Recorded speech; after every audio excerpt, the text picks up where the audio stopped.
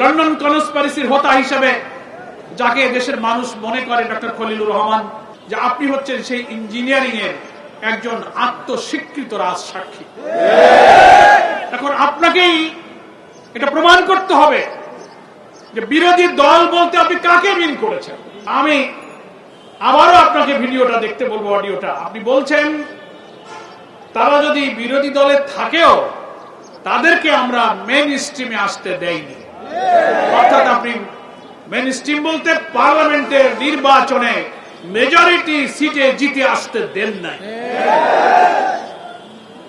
That is called election engineering. ফলে এইখান থেকে, এই কথা থেকে জনগণের বিশ্বাস করার সুযোগ আছে যে আপনি হচ্ছেন সেই ইঞ্জিনিয়ারিং এর একজন আত্মস্বীকৃত রাজসাক্ষী। এখন আপনাকেই এটা প্রমাণ করতে হবে যে বিরোধী দল বলতে আপনি কাকে মিন করেছেন। পার্লামেন্টে কি জামাত ইসলামী ছাড়া আর কোন বিরোধী দল আছে? বারবার বলছেন আমি কোন দলকে মিন করিনি। আবার আপনি আজকে দেখলাম এই কথা ব্যাখ্যা দিতে গিয়ে, নিজেকে ডিফেন্স দিতে গিয়ে আপনি আনন্দবাজারের সঙ্গে একটা সাক্ষাৎকারে আপনি বলে ফেললেন। এই কথাটা কেন বলতে গেলেন যে আমি যদি কোনো মবের শিকার হই তাহলে জামাত শিবিরকেই দায়ী থাকতে হবে।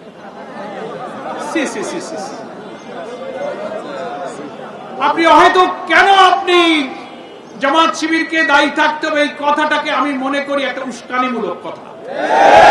আপনার এই উস্কানিমূলক কথা বলার তো কোনো প্রয়োজন ছিল না। জামাত ইসলামী তো কোনো মবকে বিশ্বাস করে না।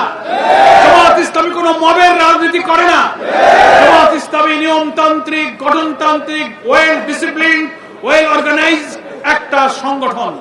আমাদের শত্রুরাও বলে জামাত ইসলামীর শৃঙ্খলা, আনুগত্য, নিয়মতান্ত্রিকতা, তারা এটার প্রশংসা করে। আপনিও একজন সাবেক উপদেষ্টা হিসেবে জামাত ইসলামী নেতৃবৃন্দের আচরণ, কর্মসূচির সঙ্গে আপনি পরিচিত।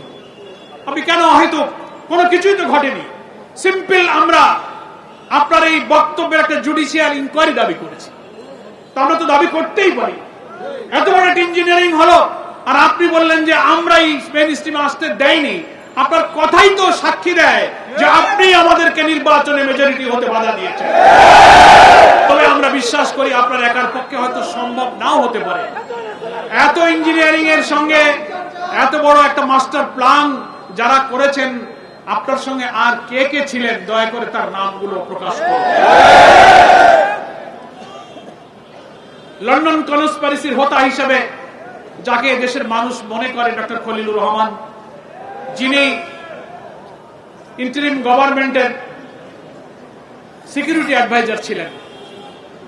বাংলাদেশের অন্তর্বর্তীকালীন নির্দলীয় সরকারগুলোর একটা ট্র্যাডিশন আছে, একটা প্রথা, একটা ঐতিহ্য, একটা রেওয়াজ আছে যে যারা নির্দলীয় সরকারের উপদেষ্টা থাকেন একেবারেই ইমিডিয়েট তার পরের নির্বাচিত কোন সরকারে, কোন পলিটিক্যাল গভর্নমেন্টে তারা সাধারণত যোগদান করেন না, কেউ করেনি। আর আপনার ভূমিকার ব্যাপারে আজকে ক্ষমতাসীন সরকারি দল নির্বাচনের আগে বিএনপির অনেক সিনিয়র নেতারা আপনার বিরুদ্ধে অনেক বক্তব্য রেখেছে। আপনার ষড়যন্ত্র, নির্বাচনকে নিরপেক্ষ না করা, দেশের বিরুদ্ধে নানান ষড়যন্ত্রের ব্যাপারে বিএনপির অনেক সিনিয়র নেতারা যারা আজকে মন্ত্রিসভায় আছেন, সেই ভিডিও, অডিও এখন অনলাইনে ভাইরাল আছে। তারা আপনার ব্যাপারে বক্তব্য রেখেছেন, আপনাকে অন্তর্বর্তীকালীন সরকারের উপদেষ্টা থেকে অব্যাহতির জন্য দাবি করেছেন। তাদেরই সরকারে আপনি যোগ দিলেন, শুধু ইচ্ছা করে যোগ দেন নাই। নিশ্চয়ই সরকারে যারা আছেন, ডিপ স্টেটে যারা ছিলেন, those who are policy maker, যারা পলিসি মেকিং করেন, তারাই পছন্দ করে আপনাকে পিক আপ করে আপনাকে আবার ক্যাবিনেটে নিয়ে আসছে। অর্থ হলো যে এখানে আসবার আগে যখন আপনি অন্তর্বর্তীকালীন সরকারের উপদেষ্টা হিসেবে দায়িত্ব পালন করছিলেন, আজকে যারা সরকার গঠন করেছেন ওই দলের যথেষ্ট উপকার আপনি ওই সময়ও করেছেন। আপনার খেদমত, আপনার উপকার, নির্বাচনে বিজয়ী করা, সরকারে আনার ব্যাপারে আপনার সার্ভিসে তারা এত সন্তুষ্ট হয়েছে যে আপনার পরে সমস্ত রাগ দুঃখ ভুলে আপনাকে এখন পররাষ্ট্রমন্ত্রী, এটা একটা উপহার আপনি পেয়েছেন।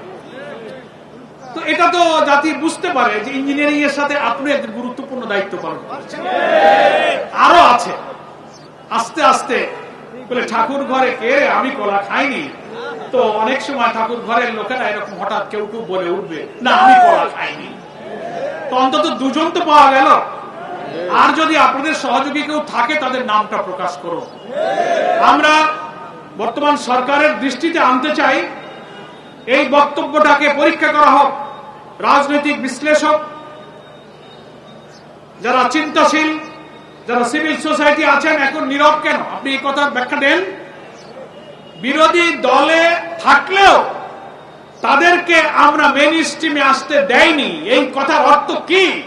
সমাজের সুশীলদের কাছে ব্যাখ্যা চাই। অন্তত দুজন তো পাওয়া গেল। আর যদি আপনাদের সহযোগী কেউ থাকে তাদের